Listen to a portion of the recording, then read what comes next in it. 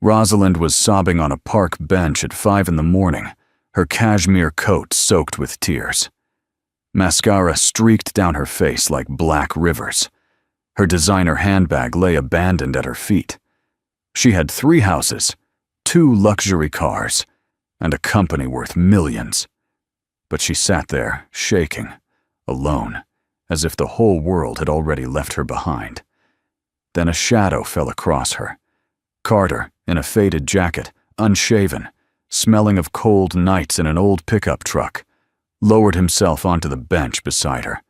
He had nothing. No home, no money. Just his 7-year-old son, Theo, sleeping in a rusted vehicle 20 meters away. Rosalind expected him to ask for cash. She expected him to walk away like everyone else. Instead, Carter looked at her with eyes that held no judgment, no pity, and whispered 4 words that shattered everything she thought she knew about the world. "Can I hug you?" What happened next would save 1 life and transform 2 others forever. Carter woke up at 4:47 that morning, 13 minutes before his phone alarm.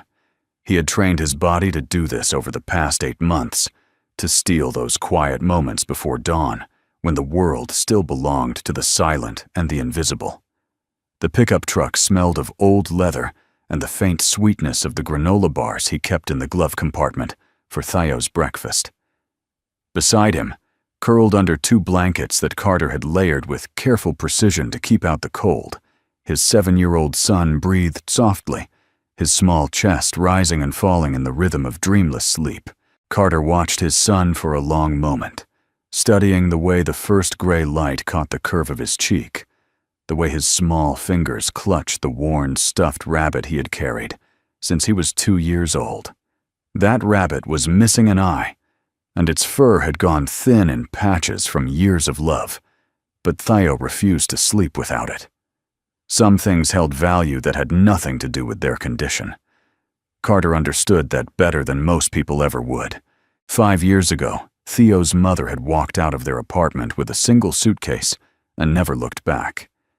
She left behind a note that said she was not built for this life, that motherhood was suffocating her, that she needed to find herself somewhere far away from diapers and sleepless nights and the endless demands of a child who needed everything from her. Carter had read that note exactly once before burning it in the kitchen sink, watching the paper curl and blacken until there was nothing left but ash. He never spoke of her to Theo, and Theo, with the strange wisdom of children who have learned to stop asking painful questions, never asked. The boy had grown up believing that families came in all shapes and sizes, that some houses had 1 parent and some had 2, and that love was measured not in numbers, but in presence. Carter made sure of that every single day. Every bedtime story read in silly voices, every scraped knee bandaged with gentle hands, every morning, song hummed softly to wake his son from sleep. These were the bricks with which Carter had built their small but sturdy world. The parking lot sat at the edge of Riverside Park, a quiet corner where the night security guard had stopped checking months ago after deciding that the man in the old pickup truck was harmless. Carter had chosen this spot with the precision of someone who had learned that survival depended on paying attention to details that other people overlooked. It was close enough to the public restrooms that he could wash up before dawn, far enough from the main road that headlights rarely swept across their windshield at night and woke Theo from his sleep. The coffee shop across the street opened at 5:30, and its owner, a woman named Margaret, who had kind eyes and never asked questions, had never once told Carter to leave when he sat on the bench outside, waiting for the day to begin. Small mercies. Carter had learned to collect them like coins in a jar, treasuring each one because he knew how quickly fortune could change. He had been homeless for 8 months now, ever since the construction company where he had worked for 11 years declared bankruptcy and closed its doors overnight without warning. The economy had shifted in ways that economists debated on television, but that workers like Carter simply lived through. Contracts had dried up, and one morning Carter arrived at the worksite to find padlocked gates and a notice taped to the fence informing employees that the company had ceased operations effective immediately. 11 years of early mornings and calloused hands, gone in the time it took to read a single paragraph of legal language. The foreman had shaken his hand on the last day and told him something would turn up. Nothing had turned up. Carter had applied for 47 jobs in the first 3 months, then 60 more. Then he stopped counting because the numbers had become too heavy to carry. He had burned through his savings in 4 months, lost his apartment in 6, and spent the last 2 months teaching his son that counting stars through the truck's windshield was a game, not a necessity born of having no roof over their heads. Carter pushed open the truck door slowly, careful not to wake Theo. The cold morning air filled his lungs, sharp and clean, carrying the smell of frost and the distant promise of spring that still felt months away. The smell of coffee drifted from the cafe across the street, mixing with the crisp bite of early morning cold, and birds had begun their first tentative songs in the trees overhead, testing their voices before the full chorus of dawn. Carter grabbed his toiletry bag from under the seat and walked toward the public restrooms at the edge of the park. The tile floor was cold under his boots, and the fluorescent light hummed and flickered overhead, but the water ran warm and the soap dispensers were full. Carter washed his face thoroughly, combed his hair with the small comb he kept in his bag, trimmed the edges of his stubble with the scissors he carried for exactly this purpose. His clothes were old but never wrinkled. He ironed them with a travel iron plugged into the truck's cigarette lighter, pressing creases into khakis that had seen better days. Theo's clothes were always clean too, always neat, because Carter refused to let his son look like what they were.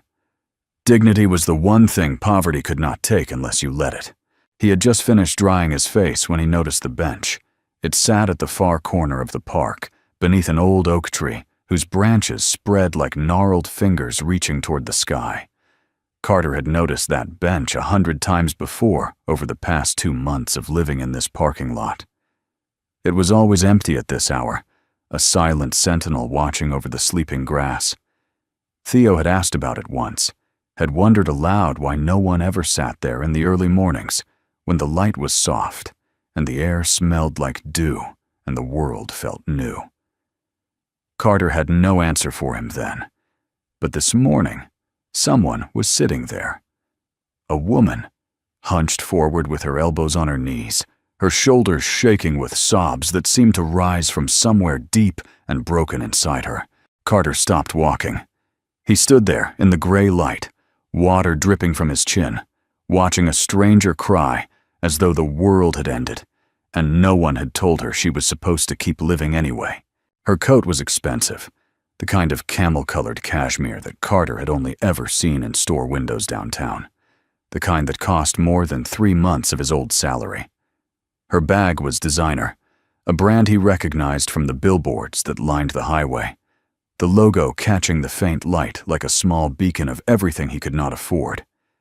Everything about her screamed wealth, success, the kind of life that existed on the other side of an uncrossable river where people had problems that did not involve wondering where their next meal would come from. Yet she sat there, weeping as though she had lost everything, as though nothing she owned could fill the emptiness that was pouring out of her in waves of grief. Her hair hung in tangled strands around her face, and even from 20 meters away, Carter could see the dark tracks of mascara running down her cheeks like black rivers carving paths through stone. She was not crying quietly.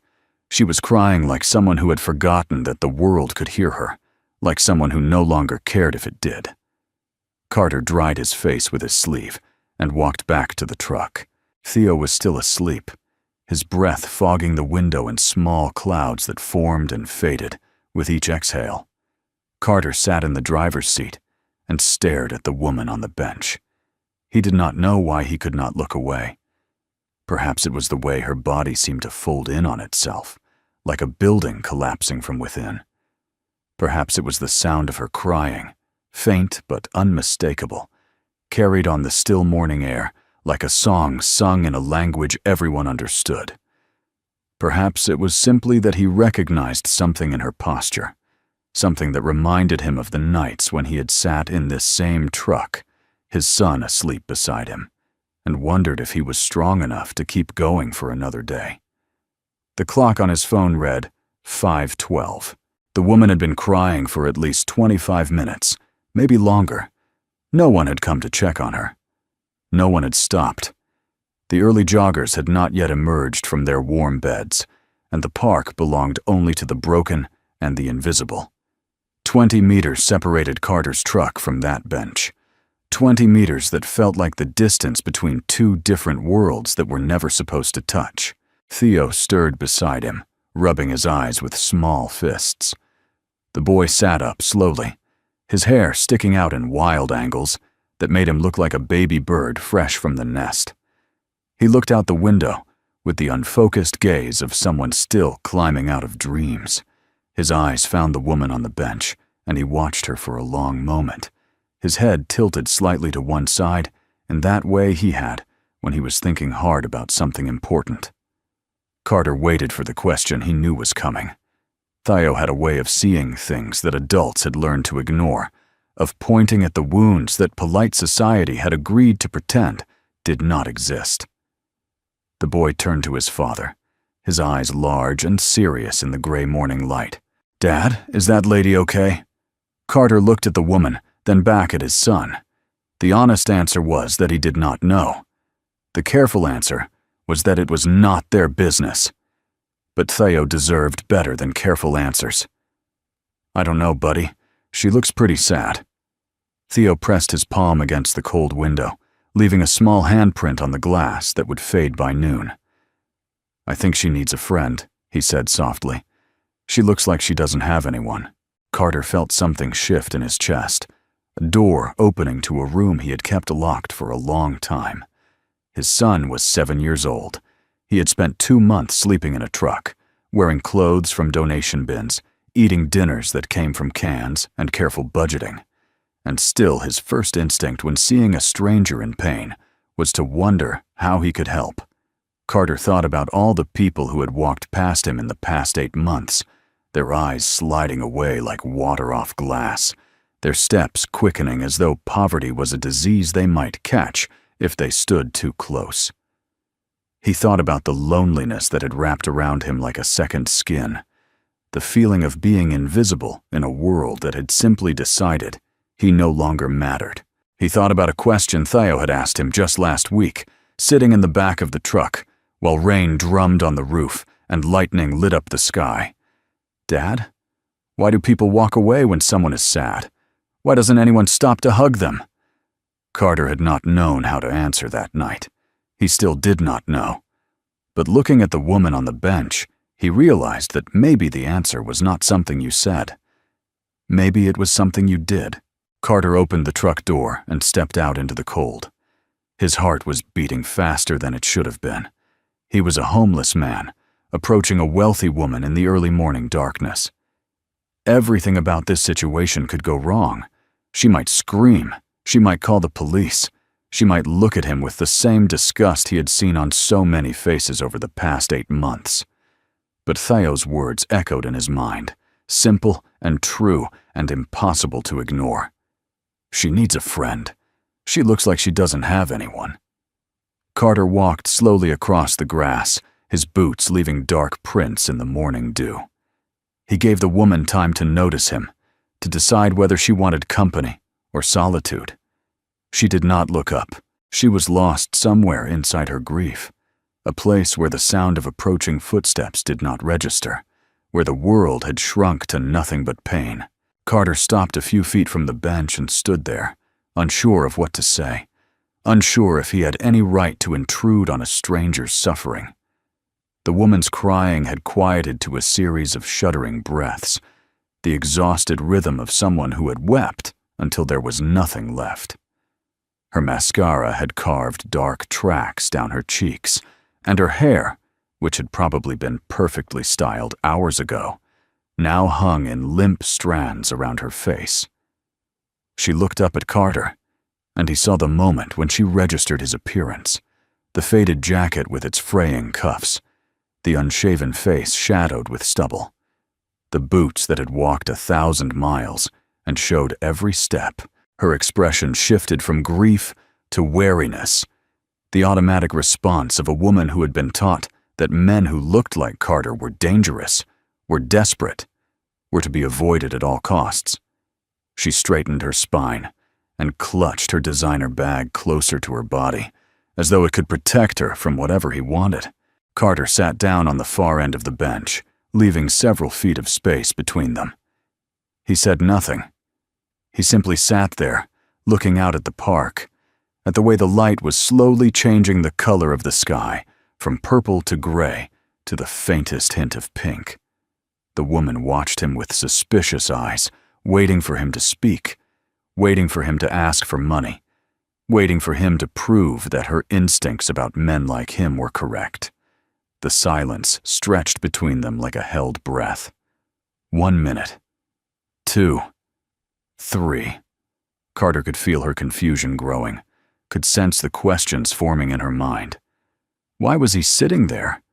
What did he want? Why wasn't he talking?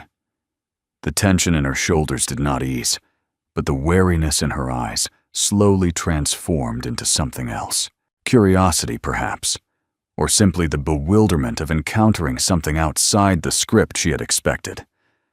5 minutes passed in complete silence. The birds had grown louder now, filling the morning with their songs, and somewhere in the distance, a car engine started and faded away. If you're going to ask for money, I don't carry cash. Her voice was hoarse, scraped raw by hours of crying. Carter turned to look at her, and for the first time, he met her eyes directly. They were blue, the color of winter sky, and they held the kind of emptiness that came from losing something that could never be replaced. "I'm not here for money," Carter said quietly. "Then what do you want?" The question was sharp, defensive, the words of a woman who had learned that everyone wanted something from her. Carter thought about his answer for a moment. He thought about the truth, which was complicated, and about the simple version, which was not. "Nothing," he said finally. "I just thought no one should cry alone, that's all." The woman stared at him as though he had spoken in a language she did not understand. Her mouth opened, then closed. Her eyes searched his face, looking for the catch, the hidden agenda, the thing he was really after. She found nothing but a man who was exactly what he appeared to be, tired, weathered, and sincere. For the first time in 3 months, someone had approached her wanting absolutely nothing in return. A small voice cut through the morning air. "Dad?" Carter turned to see Theo walking toward them, his stuffed rabbit dangling from one hand. The boy had put on his shoes, though he had forgotten to tie them, and his blanket was wrapped around his shoulders like a superhero's cape. Carter started to stand, to intercept his son before he could intrude on this stranger's grief, but Theo was faster. The boy walked directly to the bench and looked at the woman with the fearless curiosity of childhood. "Are you the sad lady?" he asked. The woman blinked, caught off guard by the directness of the question. Theo reached into the pocket of his jacket and produced half of a peanut butter sandwich, slightly squashed, but still wrapped in its plastic bag. "I'd saved this from dinner," he said, holding it out to her. "You can have it if you're hungry. Dad says food always makes things a little better." Carter opened his mouth to apologize, to pull his son away, but the woman moved first. She reached out and took the sandwich from Theo's hand, her fingers trembling slightly. She stared at it as though he had offered her something precious, something far more valuable than half a peanut butter sandwich. Her whole body went still, and when she looked at Theo, her eyes had filled with fresh tears that spilled down her cheeks. "Thank you," she whispered, and her voice broke on the second word. Theo nodded solemnly, as though accepting her gratitude was simply part of the natural order of things. Then he climbed onto the bench and sat down between Carter and the woman, his short legs swinging above the ground.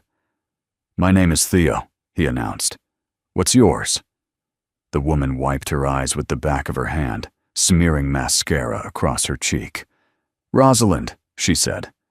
"That's a pretty name," Theo said. "Like a princess in a story." For the first time since Carter had seen her, Rosalind smiled. It was a small smile, fragile and uncertain, but it was there. "Thank you, Theo." "That's very kind." The boy reached over and patted her hand, with the casual intimacy of a child who had not yet learned that strangers were supposed to remain strange. "It's okay to be sad," he said. "Sometimes I get sad too. But then my dad hugs me, and I feel better." He looked up at Carter with complete trust shining in his eyes. "My dad gives the best hugs in the whole world." Rosalind's breath caught in her throat. She stared at Theo as though she were seeing a ghost, as though this small boy with his squashed sandwich and his untied shoes had reached into her chest and touched something she had thought was dead. "You have a wonderful son," Rosalind said, and her voice was thick with emotions Carter could not fully identify. "I know," Carter replied. "He's the only thing I got right." Rosalind looked at Carter then, really looked at him, and something passed between them, an understanding that transcended their differences. "You live in your truck?" she asked, and her voice held no judgment, only a kind of bewildered curiosity. "With your son?" Carter nodded. "That's our home. Home doesn't need to be big. It just needs to have people who love each other." The words landed somewhere deep inside Rosalind, and Carter watched her face crumble. "I have 3 houses," she said, her voice breaking. 3 houses with 15 bedrooms between them, and not one of them feels like home. Not anymore. She was quiet for a moment, gathering herself, and then the words began to pour out of her like water through a broken dam. "I had a son. His name was Lucas. He was 19 years old." Carter heard the past tense and felt it land like a physical blow. Had. Was. The language of loss, of endings that could never be undone. "He died 3 months ago," Rosalind continued. "Car accident. He was driving home to see me. I'm the CEO of Crawford Properties. I work 80 hours a week. I've built an empire. And my son died on a highway because he missed his mother, and I was too busy to come home." Theo had grown quiet beside them, sensing the weight of the conversation. He leaned against Carter's side, and Carter put a protective arm around his shoulders. Rosalind looked at Theo, and Carter saw something flicker in her eyes. Recognition. Memory. Pain. "Lucas used to share his food too," she said softly. "When he was little, he would give half his lunch to any kid who looked hungry. I used to tell him he needed to eat more, that he was too generous for his own good." She looked down at the sandwich still clutched in her hand. "He would have liked you, Theo. You remind me of him." The boy nodded seriously. "I bet I would have liked him too." Rosalind's composure shattered completely then, and fresh tears spilled down her cheeks. "This bench," she said, gesturing at the worn wooden slats beneath them. "This was Lucas's bench. He used to come here to read when he was in high school. He said it was the only place in the city where he could think clearly. I didn't know that until after he died. I found it in his journal. I come here every morning now. I sit where he used to sit, and I try to feel close to him again." Her voice dropped to barely a whisper. "The last time I talked to him was on the phone, 3 days before the accident. He asked me to come home early." Her hands were shaking now, and she clasped them together in her lap to still them. "He said, 'Mom, can you come home early? Just this once?' And I told him I had an important meeting. I told him we would have plenty of time to catch up when he got there. I said, 'Next week, Lucas. I'll be there next week, I promise.'" Her voice broke completely. There was no next week. The accident happened 2 days later. He died on a highway 60 miles from home, and I wasn't there. I was in a meeting that I can't even remember now, while my son was dying alone. Theo reached out and took Rosalind's hand. It was a simple gesture, natural and unforced, the instinctive compassion of a child who had not yet learned to be afraid of other people's pain. Rosalind looked down at the small hand in hers, and her whole body trembled. "Lucas used to hold my hand like this," she whispered. "When he was little, before I got too busy, before I convinced myself that building a company was more important than being there." She lifted her eyes to Carter's face, and in them, he saw something that frightened him. Emptiness. Surrender. The quiet resolve of someone who had already made a decision. "Today is Lucas's birthday," she said, and her voice was eerily calm. "He would have been 20 years old today. I came here this morning because I didn't know where else to go. I came here today, and I'm not sure I want to leave. I'm not sure I want to go back to those empty houses and that empty life. I'm not sure I want to keep going at all." The air around them seemed to freeze. Carter understood exactly what she was saying, understood the weight of those words and the darkness behind them. He thought about all the things he could say. He could tell her that suicide was not the answer, that there were people who needed her, that her son would not want this for her. But he knew, with the certainty of someone who had stood in his own shadows, that words would not be enough. Words were what everyone else had offered her. Words were cheap, so Carter did something different. He turned to face Rosalind fully, looked into her broken blue eyes, and spoke the only words that felt true. "Can I hug you?" Rosalind stared at him as though he had lost his mind. In all the months since Lucas's death, people had offered her many things, condolences that felt hollow, casseroles she never ate, cards filled with sentiments written by strangers. Her siblings had told her to be strong, to focus on work, to remember that life goes on. No one had simply asked to hold her. "Why?" she asked, her voice small and confused. "Why would you want to do that?" Carter's answer was simple. "Because you look like you need it, and because sometimes a hug is the only thing that makes sense when nothing else does." The words broke something inside Rosalind. All the walls she had built, the fortresses of professionalism and control, crumbled in an instant. This homeless stranger, who owned nothing but a rusted truck and a sleeping child, had seen through all of her armor as though it were made of paper. He was not trying to fix her. He was not trying to save her. He was simply offering his presence, his warmth, his humanity. And she was so tired of being alone. Rosalind leaned into Carter's arms, and for the first time in 3 months, she allowed herself to be held. The sobs that had been building inside her broke free, wave after wave of grief that she had been holding back since the night the police came to her office door. She cried for Lucas, for all the moments they would never share, for the grandchildren she would never meet. She cried for the mother she had failed to be, for all the bedtime stories she had missed, all the soccer games she had skipped, and through it all, Carter held her. He did not speak. He did not try to stop her tears. He simply held her, steady and strong. Theo moved then, climbing off his spot on the bench and wrapping his small arms around both of them from behind. His little body pressed against their backs, and his voice was soft, but clear. "It's okay," he said. "We've got you."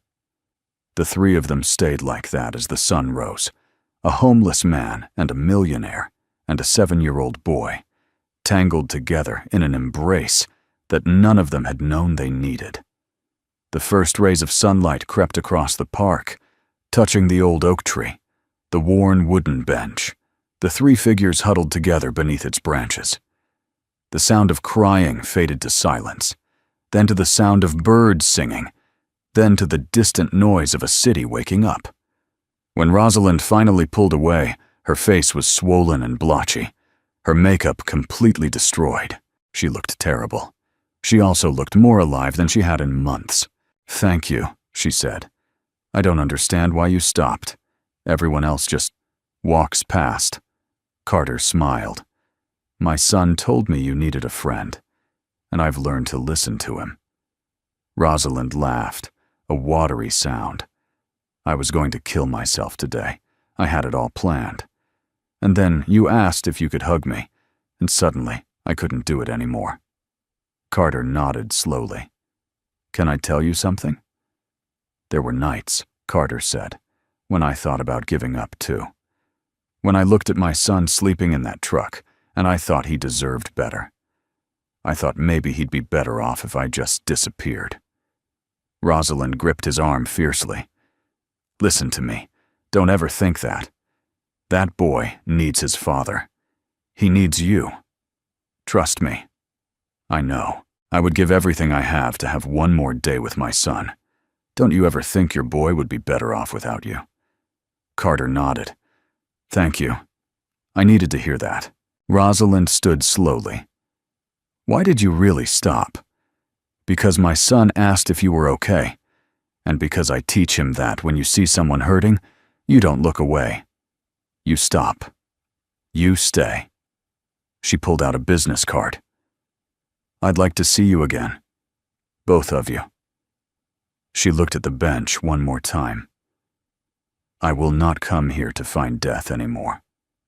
I will come here to remember life. 3 months later, the seasons had shifted, and new leaves had grown on the old oak tree. Carter still woke up early, but not in the truck. The apartment was small, 2 bedrooms in a building downtown where he worked as the property manager. The position had opened up through channels Carter did not fully question, a job posting that appeared at exactly the right moment, with qualifications that matched his experience perfectly. Rosalind had never mentioned it directly, and Carter had never asked. Some gifts were better left unexamined. What mattered was that Theo had a room of his own now, with a window that overlooked the park and walls where he could hang his drawings. What mattered was that they had a kitchen where Carter could cook real meals, a bathroom where Theo could take bubble baths, a door they could lock at night and feel safe behind. The truck sat in the parking lot of Carter's building now, cleaned and repaired, a reminder of where they had been and how far they had come. Every Saturday morning, Carter and Theo walked to Riverside Park. It had become their ritual, as sacred and unchangeable as the sunrise itself. They always arrived at the same time, just before 6, when the light was soft and the park was quiet, and the world felt like it belonged only to them. And every Saturday morning, Rosalind was already there, sitting on Lucas's bench with 3 cups in her hands. 2 coffees, black for Carter and with cream for herself, and 1 hot chocolate with extra whipped cream for Theo, and a 4th cup that she placed on the bench beside her, the steam rising into the cool morning air like a prayer sent skyward, like a message to a son who could no longer drink it, but whose presence was felt in every gathering, in every shared moment of silence and laughter and healing. "Go Rose!" Theo shouted, breaking into a run as soon as he saw her. The nickname had started weeks ago, a natural shortening that had tumbled out of Theo's mouth one Saturday morning and stuck. Rosalind had accepted it with tears in her eyes because Lucas had called her Mama Rose when he was very small, before he grew up, and the word shortened to just Mom, and then, in his teenage years, to quick phone calls and hurried goodbyes. Theo launched himself at her, wrapping his arms around her neck in a hug that nearly knocked her backward off the bench. "I missed you." Rosalind laughed and hugged him back just as tightly, breathing in the smell of his shampoo and the faint sweetness of the syrup from the pancakes Carter had made for breakfast. "I missed you too, sweetheart. It's only been a week." "A week is forever," Theo declared solemnly, and Rosalind could not argue with that particular brand of 7-year-old logic. Carter reached the bench and accepted his coffee with a grateful nod. He sat down on Rosalind's other side, and for a moment, the 3 of them simply sat there in comfortable silence, watching the sunrise paint the sky in shades of gold and pink and orange. The 4th cup sat untouched on the bench beside Rosalind, a permanent fixture now, a chair at the table that would never be filled, but would never be removed either.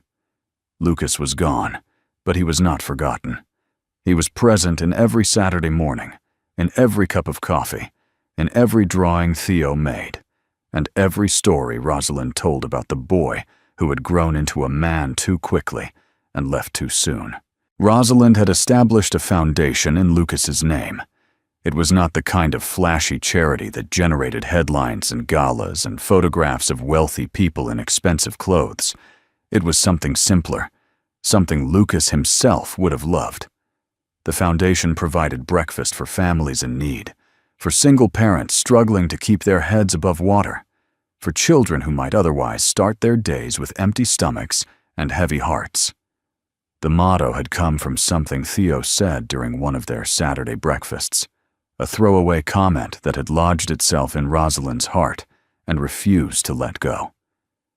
"Everyone needs a hug sometimes," Theo had announced through a mouthful of pancakes. "And breakfast. Hugs and breakfast. That's what makes everything better." Rosalind had written the words on a napkin and carried it in her wallet ever since.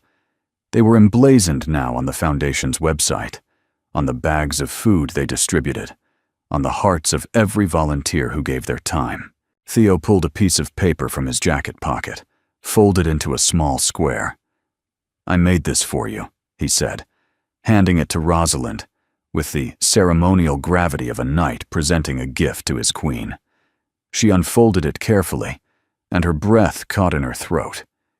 It was a drawing, done in crayon with the exuberant colors of childhood. It showed a house, small and cozy, with a red door and smoke curling from the chimney. In front of the house stood 3 figures holding hands, a tall man, a smaller boy, and a woman with yellow hair. Behind them, watching from the sky with wings and a gentle smile, was a 4th figure. "It's us," Theo explained, pointing at each figure. "That's Dad, and that's me, and that's you, Co-Rose. And that's Lucas up in the sky. He's watching us. He's part of our family, too." Rosalind's eyes filled with tears, but she was smiling. She pulled Theo into a fierce hug. "It's perfect," she whispered. "It's the most beautiful thing anyone has ever given me." The sun climbed higher, warming the bench, the tree, the 3 people and one memory gathered beneath its branches. Theo chased a butterfly across the grass, his laughter ringing through the morning air like bells. Carter thought about the night 8 months ago when he had almost given up. He had been so certain then that poverty had stripped him of everything valuable, that he had nothing left to offer anyone. He had been wrong. He had something far more precious than money or success, or all the trappings of the life he had lost. He had the ability to see someone in pain and not look away. He had the courage to sit down beside a stranger and offer nothing but his presence. He had a son who believed that hugs could fix anything, and maybe, just maybe, that son was right. Theo came running back, breathless and grinning, a dandelion clutched in his fist. "Make a wish," he commanded, holding the fluffy white sphere up to Rosalind's face. She closed her eyes, thought of Lucas, thought of Carter, thought of this strange and beautiful family she had found on the worst morning of her life, and blew. The seeds scattered on the breeze like tiny promises, carried away to unknown destinations. "What did you wish for?" Theo asked.